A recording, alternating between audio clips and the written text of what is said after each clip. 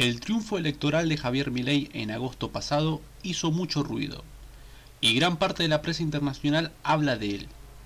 Una de las figuras que forma parte del espacio político del libertario también cobra una notable importancia: Victoria Villarruel y su marcada ideología conservadora.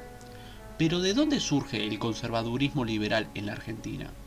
¿Es la ideología que predomina en la cúpula militar? Esto es lo que iremos desarrollando paso a paso, contando su historia hasta la actualidad.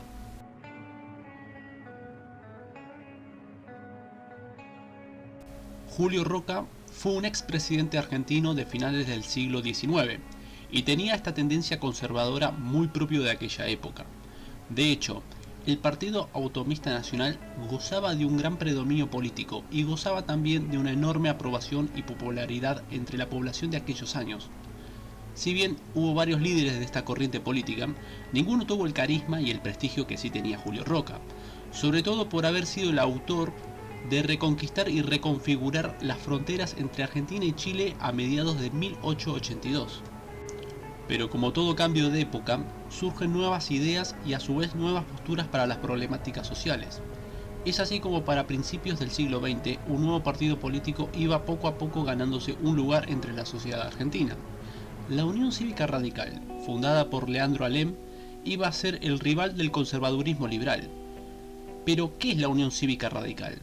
Es lo que en Europa se le denomina como socialdemocracia, una tendencia de centro-izquierda a contraposición de las políticas liberales desde lo económico, y a su vez se oponen al conservadurismo social, pues ellos se denominan a su vez como el progresismo social, velando por una democracia que tenga división de poderes y por un Estado laico sin influencias religiosas.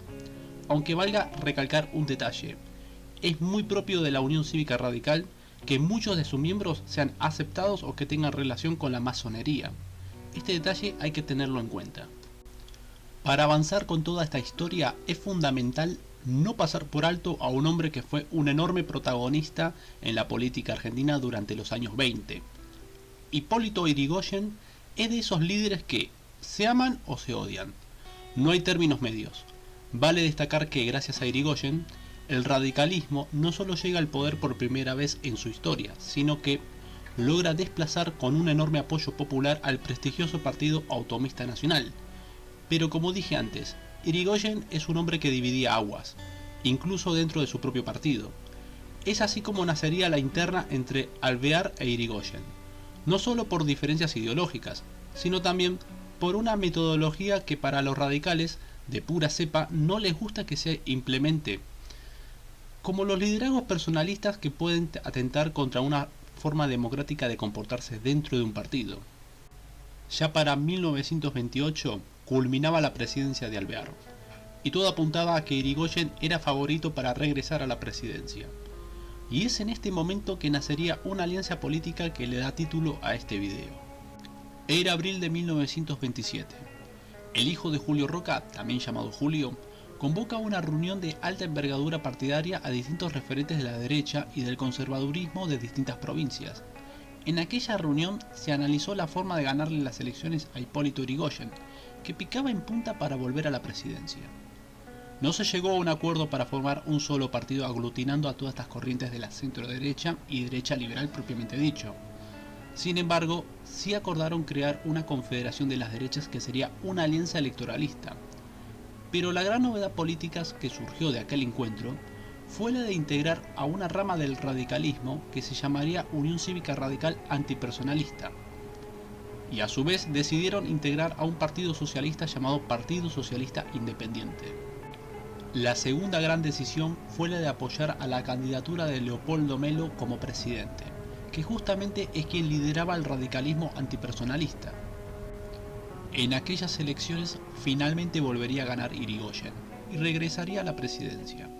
Sin embargo, a pesar de esta frustración, el conservadurismo en Argentina volvería a tener una segunda luna de miel en 1930. Tras la enorme crisis económica que azotaba al mundo con el crack del 29, más las reiteradas denuncias de corrupción en el gobierno de Yrigoyen, y a su vez una gran parte de la población ligada al conservadurismo liberal empujó y alentó a Félix Uriburu a sublevar a los militares y civiles contra el gobierno radical, generando así un golpe de Estado e iniciando una etapa en la historia de la Argentina llamada la década de infame. En 1931 se funda el Partido Demócrata Nacional.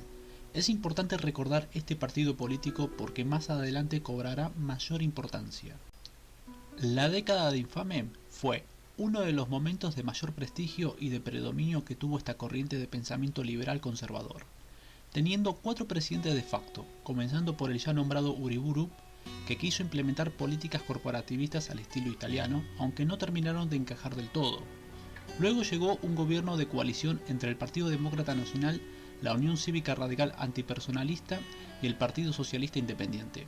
De la mano de esta alianza llegarían Agustín Justo, Roberto Ortiz y Ramón Castillo, gobernando el país hasta el 4 de junio de 1943, donde un golpe de Estado revolucionario expulsó del gobierno a Ramón Castillo, dando fin a una hegemonía política que duró 13 años.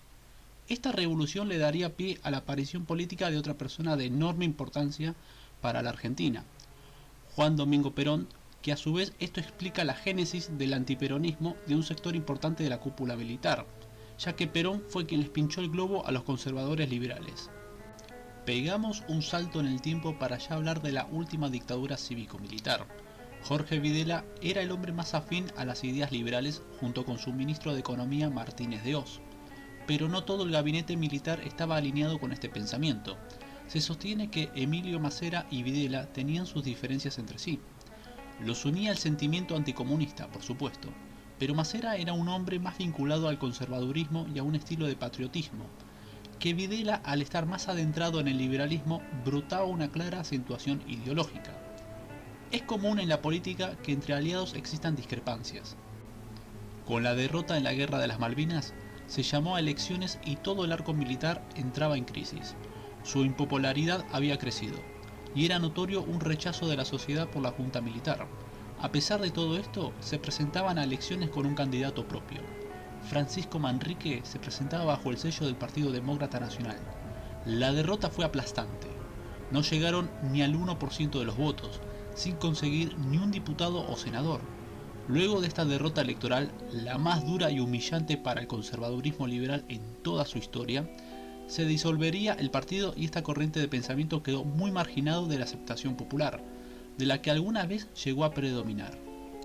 En el 2018, el Partido Democrático Nacional comenzaría a revivir nuevamente, luego de 4 décadas de prácticamente caer en el olvido. De la mano de Victoria Villarroel y sus conferencias ligadas sobre el terrorismo que se vivió en la década de los 70, es así como nuevamente una expresión cobraría fuerza, una corriente de pensamiento que a su vez estaría emparentado con el nacionalismo católico, y que, ante el avance progresista en los últimos 10 años, el conservadurismo volvería a tener un sentido para ser escuchado. Paralelamente, reaparecería otra idea que también estaba hermandado con lo anteriormente dicho. El Partido Liberal recuperaría protagonismo. Luego de lo vivido en los años 90 con Carlos Menem, un personaje excéntrico y mediático le daría liderazgo a esta ideología. Javier Milei es una figura que ya habíamos hablado en este canal. A principios de este año estrenamos un video que se titula ¿Qué es la nueva derecha? Para no repetir lo que se expuso en aquel video, vale sí recordar que Milei y Villarroel son los referentes de esta nueva derecha reconfigurada y actualizada en la Argentina. Pero ¿por qué hablamos de una nueva derecha y no de una extrema derecha? Ante nada, no queremos ceder el discurso exagerado y amarillista de la prensa que normalmente están comprometidos con el progresismo o con el republicanismo. Aún así, tampoco es un capricho definir esta derecha como nueva y no como extrema. Para definir de extremismo a un pensamiento, ideología o religión, primeramente hay que analizar qué son capaces de hacer sus integrantes para llevar adelante sus objetivos o para imponer sus pensamientos. No hemos visto, al menos en la Argentina nos referimos, asesinatos, secuestros o atentados contra autoridades públicas por referentes o dirigentes ligados a la derecha liberal. En ningún momento ni Milei ni Villarroel alentaron o instigaron la lucha armada, o incluso llegaron a proponer secuestros a empresarios o personas adineradas para adquirir fondos para su causa, algo que sí hicieron en su momento el marxismo de la década de los 60 y 70. Por ende, y por más que a muchos les disguste esta explicación, Ni el líder libertario ni la líder conservadora instigan al delito para sus causas políticas. Es muy factible que Javier Milei gane las elecciones en el mes de octubre, o bien en el balotaje en el mes de noviembre. Así y todo, el propósito de este video, el mensaje que quiero dejarles, es que no es la primera vez que estas ideas gobiernan en la Argentina. Como bien ya hemos visto, tiene todo su antecedente y su historial. A pesar de que toda la prensa y gran parte del arco político comienzan a defenestrar de antemano a un tipo que todavía no ha gobernado y que muy probablemente lo haga mal en caso de llegar al gobierno, como todo bien indica que va a ser así. El gobierno de Javier Milei será un gobierno muy parecido a Fernando de la Rúa y es muy posible que termine de la misma manera.